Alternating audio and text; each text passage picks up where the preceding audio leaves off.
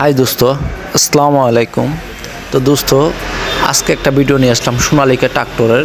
তো মূলত গাড়িটা আপনার অনেক লেট করে স্টার্ট হচ্ছে, মানে গুঙ্গাইতেছে, অনেকক্ষণ ঘুরে গাড়িটা স্টার্ট হইতেছে, মানে দীর্ঘ সময় লাগে স্টার্ট হইতে। আবার অনেক সময় দেখা যাচ্ছে স্টার্ট হয় না। তারপর আপনার মনে করেন গাড়ি অতিরিক্ত গাড়ি লোডশেডিং করতেছে, গাড়ি তেল খাইতেছে। তো মূলত গাড়িটা বেশি দিনের গাড়ি না, অল্প দিনের গাড়ি। তার জন্য মানুষ বলতেছে ভাই এই গাড়িতে অনেক লোড দুম দিতেছে, মানে খুব শক্তি করতেছে না। তো বিশেষ সমস্যা কী ভাই? তো এটা মূলত সমস্যা হচ্ছে পাম্পের।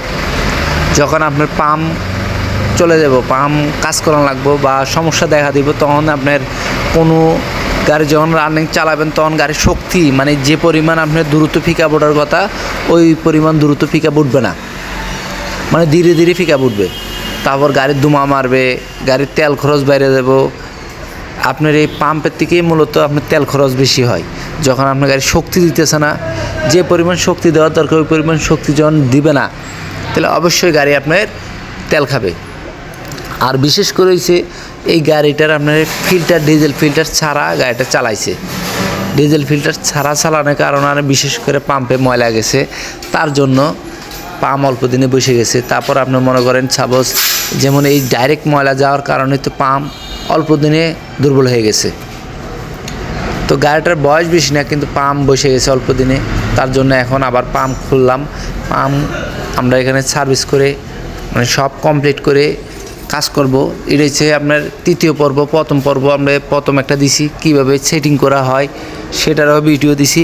এটা হচ্ছে তৃতীয় পর্ব, ওটা প্রথম পর্ব। যারা প্রথম পর্ব দেখেন না অবশ্যই দেখে নেবেন। এটা তৃতীয় পর্ব। এটার মূলত হচ্ছে পাম্প কীভাবে খোলা হয় সেটা বিস্তারিত দেখাবো।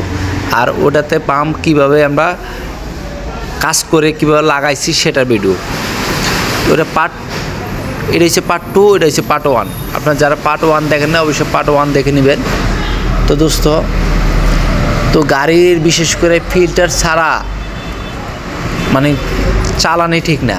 বিশেষ করে ফিল্টার চালার চেষ্টাই করবেন না। দরকার হলে ফিল্টার মানে জাম হয়ে গেলে ওয়াশ করলে আপাতত লাগাবেন, না হলে নতুন লাগাই দেবেন।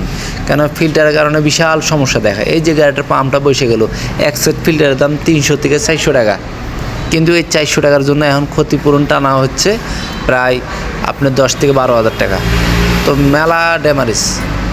একটা মাহাজন কত টাকা কামায় ড্যামারেজ এত টাকা হইলে?